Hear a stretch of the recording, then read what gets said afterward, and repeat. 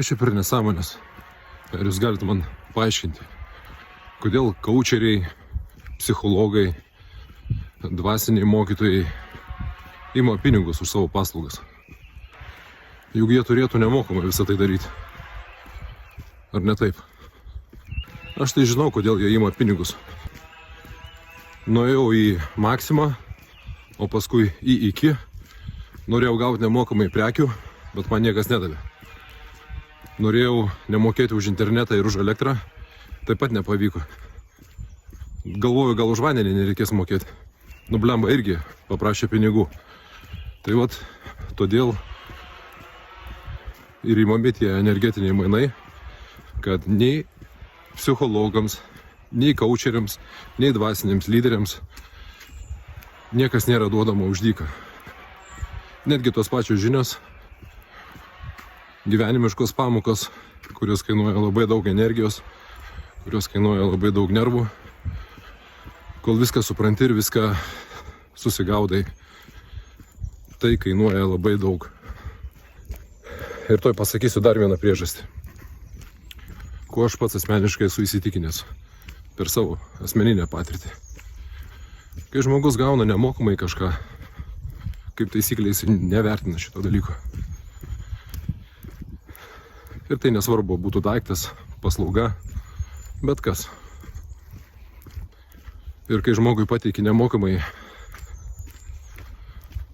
tą pačią konsultaciją, duodi įrankius, sprendimo būdus, kurie 100% padėtų jam išspręsti jo gyvenimiškas problemas, jisai tiesiog šitų dalykų nedaro. Tiesiog. O ką čia daryti? Jau gavau nemokamai. O kai žmogus susimoka pinigus, o dar jeigu susimoka labai didelius pinigus, tada jisai tą dalyką pradeda vertinti.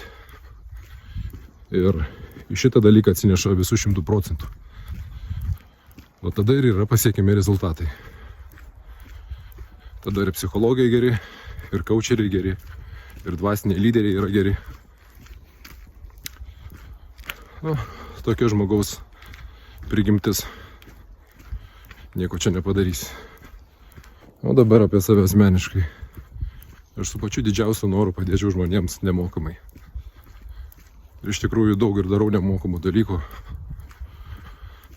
kurie žmonėms padeda pamatyti kitokį vaizdą. Platesnių kampų pasižiūrėti viską. Ir jeigu man nereikėtų mokėti mokesčių, nereikėtų šeima rūpintis, viskas būtų už mane padaryta, tai aš labai mielai daryčiau tai nemokamai. Bet yra šiam materialiam pasauliui kiti įstatymai, kitos taisyklės, prie kurių nori nenori esi priverstas taikytis.